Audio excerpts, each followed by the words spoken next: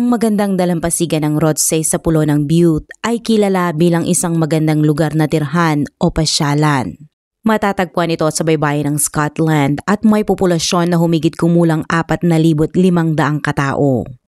Dinadayo ito ng mga turista, mga pamilyang nagbabakasyon at mga bisita na nais makaranas ng tahimik na kapaligiran.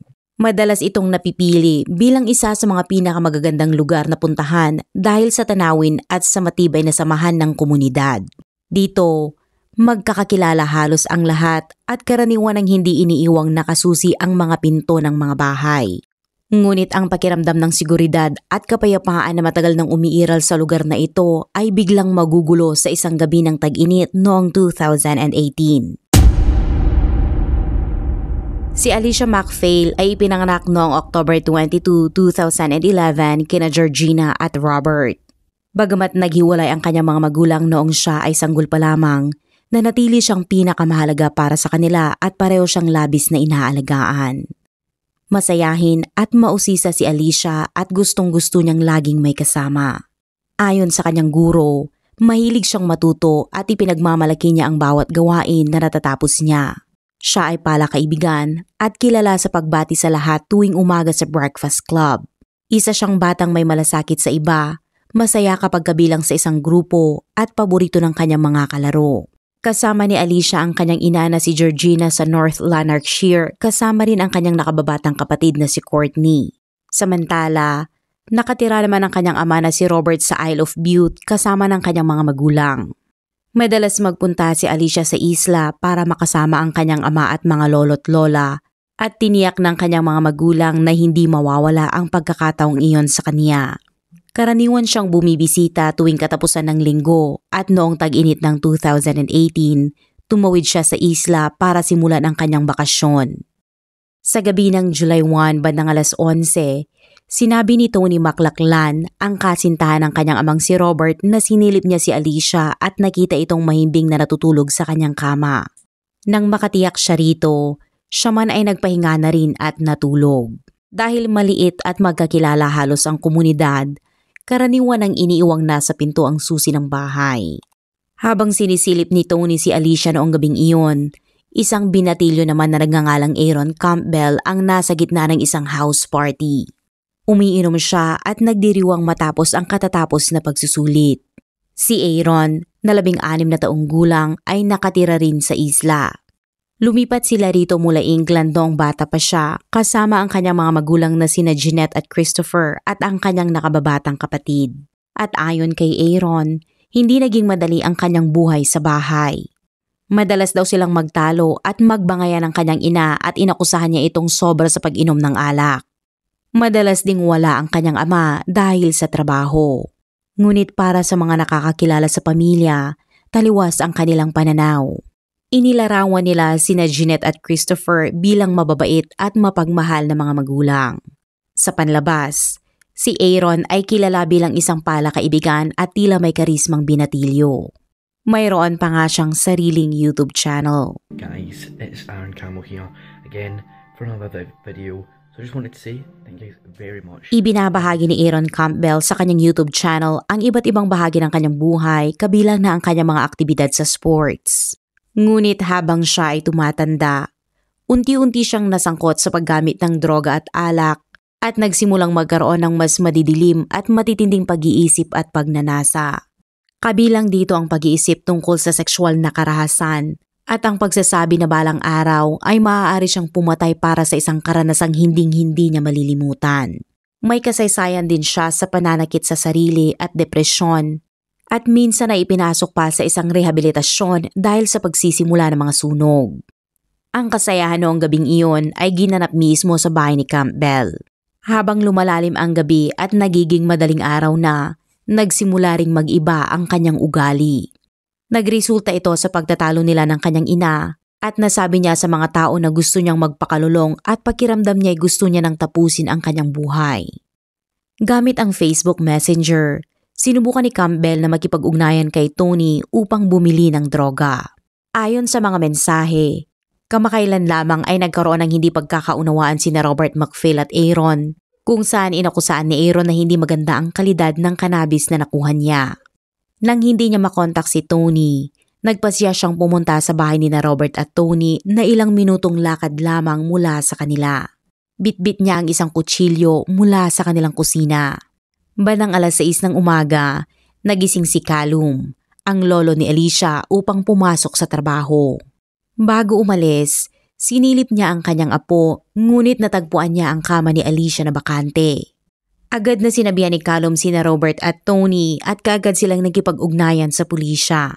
Nang silipin ni Tony ang kanyang telepono, nakita niya ang mga hindi nasagot na tawag at mga mensahe mula kay Campbell. Sinubukan niya itong tawagan pabalik, ngunit tumugon si Campbell ng mensaheng nagsasabing wala na iyong halaga, sabay lagay ng ilang emoji na tumatawa. Mabilis naman na ipinaalam ni Tony na nawawala si Alicia, ngunit sinagot lamang siya ni Campbell ng, "Oh dang, I'm sure she's not went too far." Kinahaponang ding iyon, nagpadala pa si Aaron ng Snapchat sa kanyang mga kaibigan na may nakasulat na caption na, "Found the guy that done it."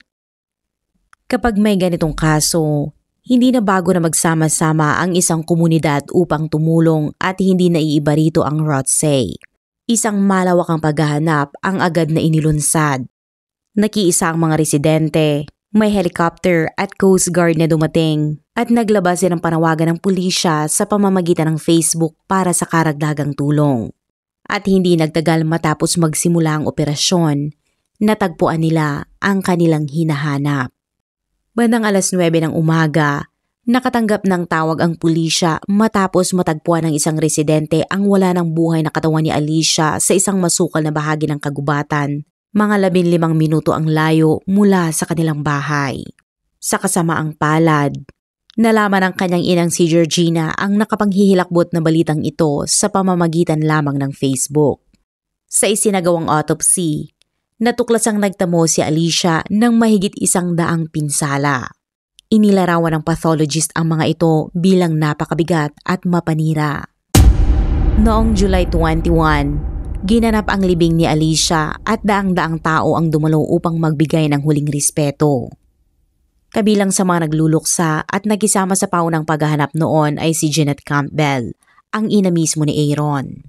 Sa kanyang pagnanais na makatulong at makahanap ng kasagutan, naisip niyang silipin ang mga kuha ng CCTV na naka-install sa labas ng kanilang bahay. Ngunit pagtingin niya sa mga footage, tila gumuho ang kanyang damdamin. Kitang-kita niya ang sarili niyang anak na 2 beses lumabas at pumasok sa kanilang bahay sa parehong oras na pinaniniwalaang nawala si Alicia.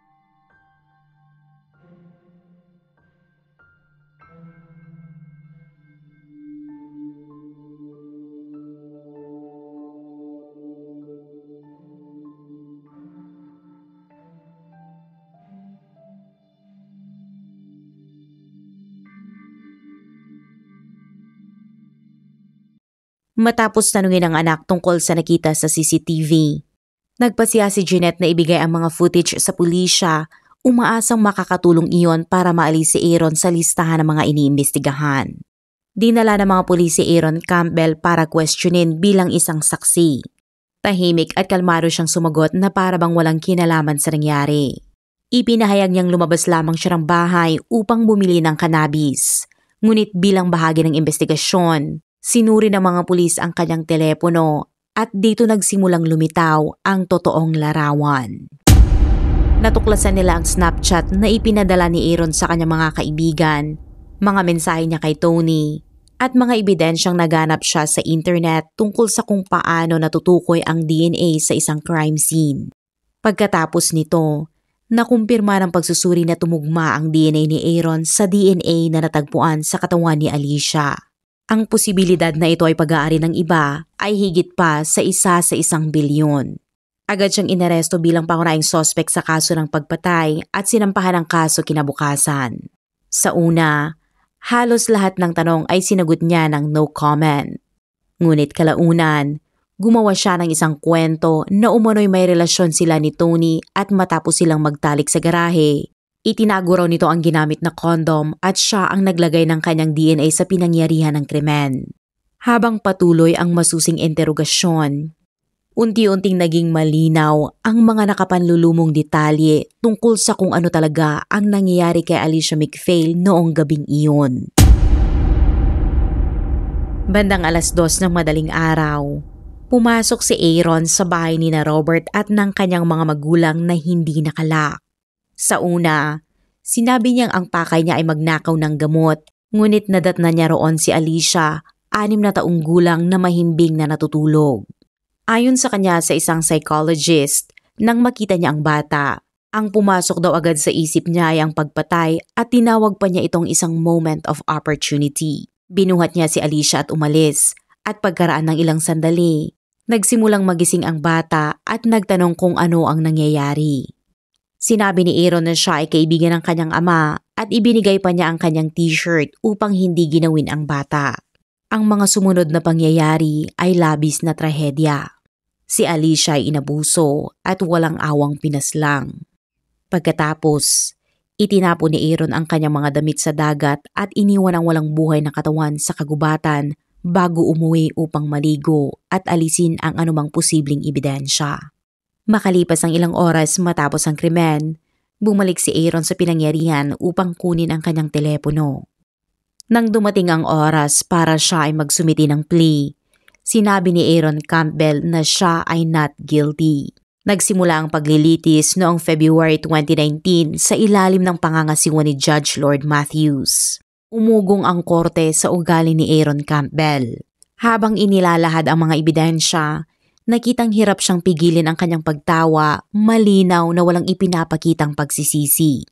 Sa kalaunan, umamin pa siyang kontento siya sa nagawa at tila ipinagmamalaki pa niya ang kanyang ginawang krimen. Sa isang pag-uusap kasama ang isang psychologist, tuluyan ang inamin ni Campbell ang lahat, ilang araw bago ibaba ang kanyang sentensya. Tumagal ng 9 na araw ang paglilitis at 3 oras lang ang kinakailangan ng hurado upang magkaisa sa hatol na siya ay guilty sa lahat ng kaso. Walang ipinakitang emosyon si Aaron habang binabasa ang desisyon. Dahil wala pa siyang 18 taong gulang noong siya ay nahatulan, hindi agad inilathala ang kanyang pangalan at ang kanyang larawan. Ngunit iginiit ng mga media outlet na mahalaga para sa publiko na malaman ang kanyang pagkakakilanlan. At sa kauna-unahang pagkakataon sa kasaysayan ng kriminal na kaso sa Scotland, pumayag si Judge Lord Matthews na alisin ang ban sa pagpapangalan. Noong March 21, 2019, si Aaron Thomas Campbell ay hinatulang makulong ng 27 taon dahil sa pagdukot, pang-aabuso at pagpatay kay Alicia McPhail. Kalaunan, nabawasan ng 3 taon ang kanyang sentensya matapos magtagumpay ang kanyang apela. Sa pagbibigay ng hatol, inilarawan ni Judge Lord Matthews ang kayabangan ni Campbell bilang nakakabigla at binigyang diin ang malalim na epekto ng krimen sa komunidad ng isla. You went into the house and then her bedroom. You removed her from there and took her to a secluded spot where you violated and murdered her in the most brutal fashion. The details of that were revealed in the evidence and I do not intend to go over them again. Your attitude was clearly demonstrated by the evidence that you posted an image of yourself in a mirror while making a joke that you had found where the murderer was hiding. The arrogance and callousness of that is breathtaking. Thanks to the dedication of the police and forensic scientists, ably assisted by members of the public, such as those who came forward when they found articles of your clothing on the shore, you were eventually brought to justice. Not once during the trial did I detect a flicker of emotion from you, and that was also the experience of the professionals who interviewed you for the purposes of the reports. The nature of these appalling offences and what I have read in the reports make it clear to me that reintegration and rehabilitation, while these are important considerations, are remote possibilities, and neither your best interests nor anyone else's will be served by a speedy return to the community. Mula nang siya ay hatulan, itinakwil na si Aaron Campbell ng kanyang sariling pamilya. Ayon sa mga pulis at investigador, Napakalaki ng banta niya sa lipunan kaya't hindi siya dapat palayain. Ngunit kung sakaling makalaya siya matapos ang kanyang sentensya, siya ay nasa edad 40 pa lamang. Makalipas ang halos 1 taon mula nang siya ay pumanaw at sa tulong ng malaking donasyon mula sa publiko, pinarangalan ng dating paaralan ni Alicia ang kanyang alaala. Nagtayo sila ng isang malaking wooden playhouse na nilagyan ng mga unicorn at paru-paro. Mga imaheng sumasalamin sa masayahin at palakaibigan na pagkatao ni Alicia. Layunin nitong maging ligtas na lugar para sa mga bata upang magsama-sama at magkaroon ng bagong mga kaibigan. Ang pagpatay kay Alicia McPhail ay isang krimen na yumanig hindi lamang sa kanilang isla, kundi sa buong United Kingdom. At ngayon, determinado ang kanyang pamilya at mga kaibigan na hindi kailanman mabubura sa alaala ang kanyang pangalan. Ang kasong ito ay isang paalala kung gaano kabilis magbago ang isang komunidad na dati puno ng tiwala at katahimikan. Sa likod ng mga numero at ulat ng korte, may batang nawala at may pamilyang tuluyang nagbago ang buhay. Ano ang masasabi ninyo tungkol sa kasong ito? Ibahagi ang inyong saloobin sa comment section sa ibaba. At kung nagustuhan ninyo ang kwento natin sa araw na ito, huwag kalimutang i-like ang video, mag-subscribe, at i-on ang notification bell para sa iba pang kwento ng mga kasong yumanig sa iba't ibang panig ng mundo.